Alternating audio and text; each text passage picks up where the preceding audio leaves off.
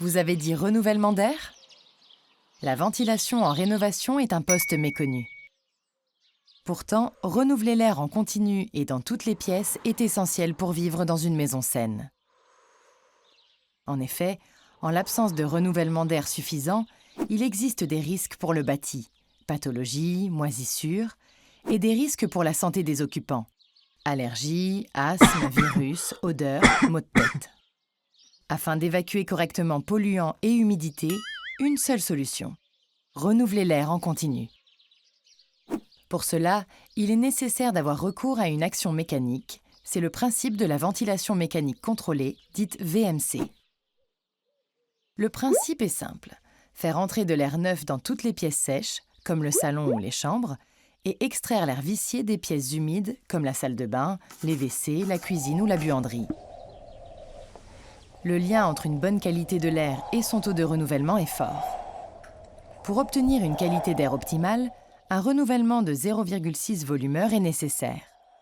Ce qui signifie qu'en moins de 2 heures, l'ensemble de l'air du logement est renouvelé. En comparaison et pour obtenir la même qualité d'air, il faudrait ouvrir l'ensemble de ces fenêtres pendant 15 minutes, toutes les 2 heures, de jour comme de nuit. Regardons les différents types de VMC. Dans le cas d'une VMC simple flux hygroréglable, le débit de renouvellement d'air varie en fonction du taux d'humidité. La présence de polluants type COV ou CO2 n'est pas prise en compte. Et bien souvent, le taux de renouvellement d'air n'est pas suffisant pour atteindre une qualité d'air optimale.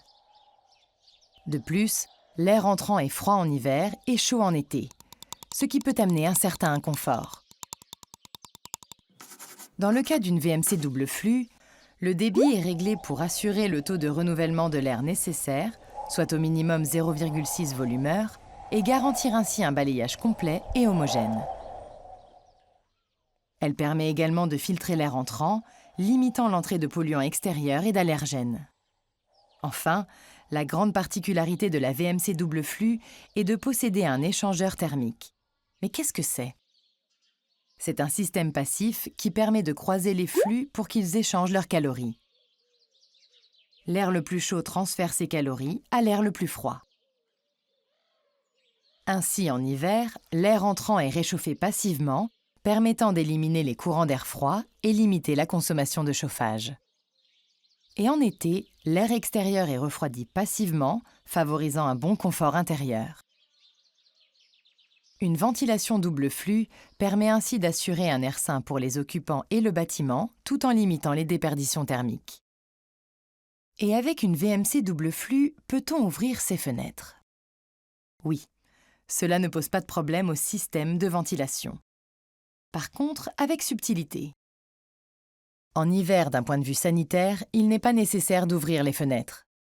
L'air est suffisamment renouvelé même quand les fenêtres sont fermées. En été, on garde ces fenêtres fermées la journée pour limiter les apports de chaleur. Cependant, même avec une VMC double flux, on continue de surventiler la nuit pour évacuer la chaleur. Attention, pour un système de ventilation durable et efficace, son entretien est essentiel. Cela nécessite un investissement de la part des habitants, dont voici les bonnes pratiques. Toujours laisser la ventilation en marche, même quand vous partez en vacances. Utilisez les différents modes de débit selon les activités de la maison. Tous les 3 mois, nettoyez les filtres et bouches d'aération. Tous les 6 mois, changez les filtres. Et réalisez une maintenance générale tous les 3 à 5 ans. Et oui, une maison rénovée avec une ventilation adaptée permet confort thermique, qualité de l'air et préservation du bâti.